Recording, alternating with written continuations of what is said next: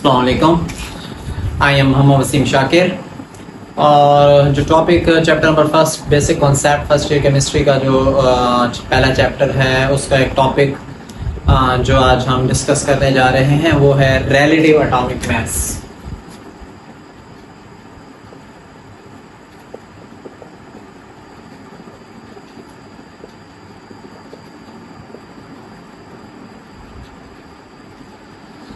अब relative atomic mass में हम इसमें फर्दर क्या डिस्कस करेंगे।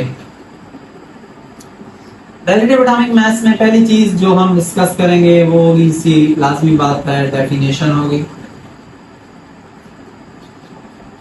फिर हम इसको डिस्कस करेंगे, इसमें इसकी एग्जांपल्स, रिलेटिव एटॉमिक मास की कुछ एग्जांपल्स तो देखेंगे हम, और आखिर में तीसरे नंबर पे हम इसके यूनिट को देखेंगे कि रिलेटिव एटॉमिक मास को रिप्रेजेंट करने के लिए कौन सा यूनिट हम इस्तेमाल करते हैं।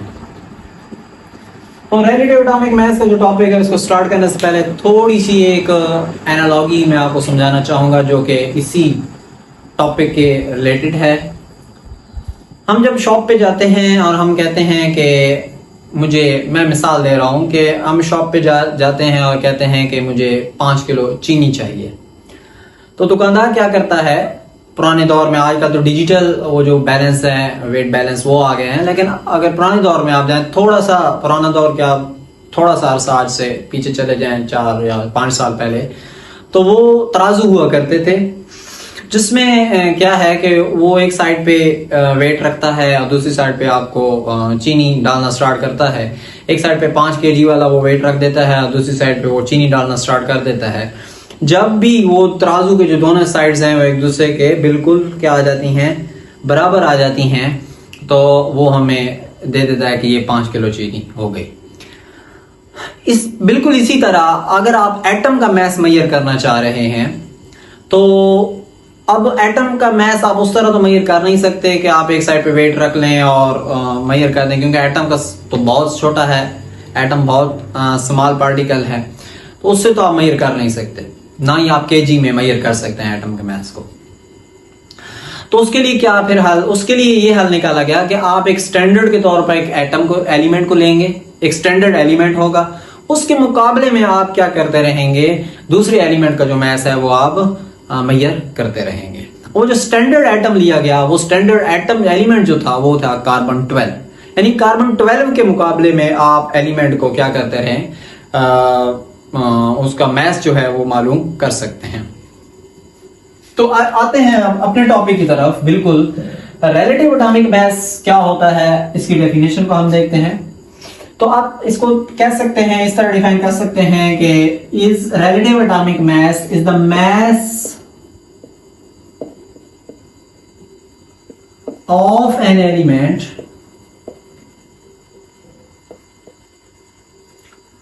which is determined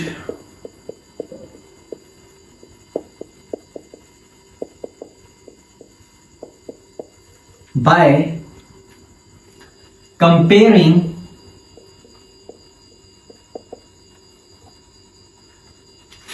the mass of that element, comparing it with carbon 12, with the mass of carbon 12, with the mass of carbon 12, यानी कार्बन 12 के मुकाबले में आप किसी भी चीज का जो मास मालूम करते हैं, कार्बन 12 के साथ कंपैरिजन करके, उसको आप क्या कहते हैं, रिलेटिव एटॉमिक मास कहते हैं। अब देखें, चलें इसकी एग्जांपल की तरफ आते हैं, फिर इसका जो बेसिक कॉन्सेप्ट है इसके एएमयू का वो बाद में आखिर में यूनिट में हम डिस्कस करेंगे। इसको एग्जांपल की तरफ आते हैं, तो एग्जांपल में क्या आता है, जैसे आप कह लेते हैं कि हाइड्रोजन का जो मास है वो है जी 1.008 AMU, तो ये इसका रिलेटिव एटॉमिक मास है। जैसे हम कह देते हैं कि ऑक्सीजन का जो मास है वो है, एटॉमिक मास है, रिलेटिव एटॉमिक मास मैं कहता हूं वो है 16 AMU। इसी तरह आप नाइट्रोजन का कह लेते हैं 14 AMU।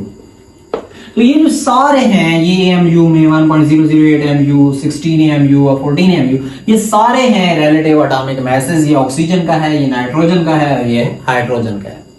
ये सारे हमें कहां से मिले? ये सारे हमें उस वक्त मिले जब हमने इनको कंपैरिजन किया इनका कार्बन 12 के साथ।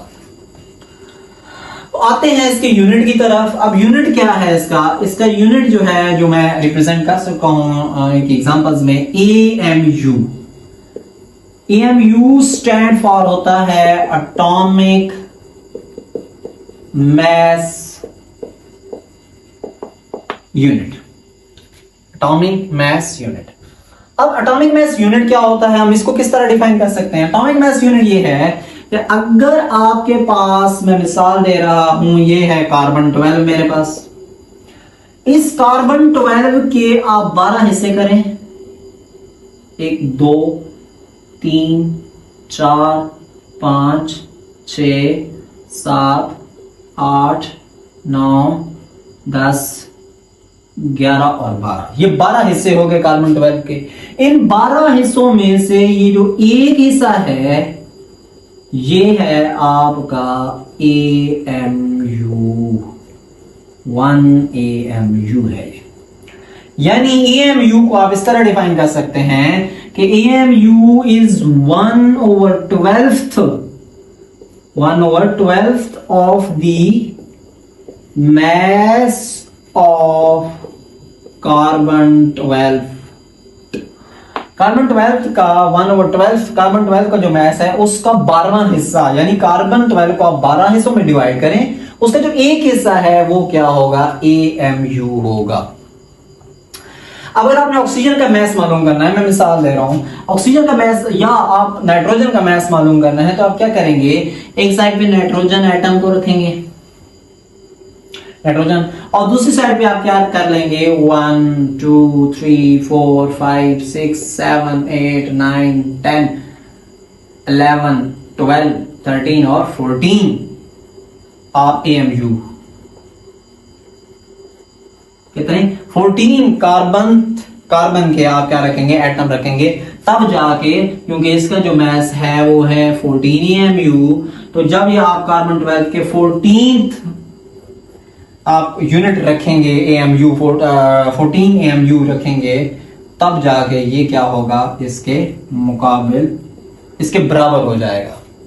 तो मैं कह सकता हूं कि क्योंकि आपने कितने AMU रखे? आपने 14 AMU रखे, 14 AMU रखे, 14 एटॉमिक मैस यूनिट रखे, यानी आपने कार्बन 12 के कितने यूनिट रखे? 14 यूनिट रखे हैं, तब जाके इसके बराबर हुआ। इसका मतलब है इसका मैस कितना है? 14 AMU है। इस तरह अगर ऑक्सीजन के साथ आप कंपैरिजन करेंगे तो यहां पर कितने हो जाएंगे? कार्बन 12 के 16 AMU यूनिट्स हो जाएंगे। तो मैं कहूंगा कि इसका जो मैस है वो कितना है? 16 AMU है। बाकी रिलेटिव एटॉमिक मैस को आप जो इंस्ट्रूमेंट के जरिए मेजर करते हैं, रिलेटिव एटॉमिक असल में जो इंस्ट्रूमेंट के जरिए मेजर करते हैं, ये तो थ्योरेटिकल चीजें हैं, सारी कंसेप्चुअल चीजें, कॉन्सेप्ट बिल्डअप करने के लिए हैं। बाकी आप इसको रिलेटिव एटॉमिक मैस को एक आले के जरिए मालूम कर सकते हैं, जिसको आप क्या कहते हैं? जिसको आप कहते हैं मैस स्पेक्ट्रोमीटर, जो कि आगे एक टॉपिक छोड़ के अगला टॉपिक आपका मैस स्पेक्ट्रोमीटर है। तो उसमें हम डिस्कस करेंगे कि आपका जो ये है रिलेटिव एटॉमिक मैस कैसे हम उस इंस्ट्रूमेंट के जरिए मालूम कर सकते हैं। बाकी क्वेश्चन यहाँ से ये डिफाइन पूछा जा सकता है, क्वेश्चन ये भी पूछा जा सकता है कि आप रिलेटिव एटॉमिक मैस क्यों यूज करते हैं, केजी क्यों यूज नहीं करते मैस मालूम करने के लिए? तो वो मैं लेक्चर के शुरू में बता चुका हूं, क्योंकि यहाँ पर हम रिलेटिव एटॉमिक मैस के जरिए एटम का जो साइज है वो मेजर कर रहे होते हैं। तो एटम का साइज बहुत छोटा होता है, उसमें आप केजी का यूनिट्स यूज नहीं कर सकते, उसके लिए हमें स्मॉल यूनिट की जरूरत होती है, जिसकी वजह से जो कि है हमारा रिलेटिव एटॉमिक मैस, जिसमें हम जो यूनिट इस्तेमाल करते हैं वो AMU है। तो इसी वजह से आप इसमें रिलेटिव एटॉमिक मैस को मेजर करने के लिए छोटा यूनिट इस्तेमाल करते हैं, जो कि AMU है। तो ये था आज का टॉपिक। मिलते हैं नेक्स्ट टॉपिक में, तब तक के लिए अल्लाह हाफिज।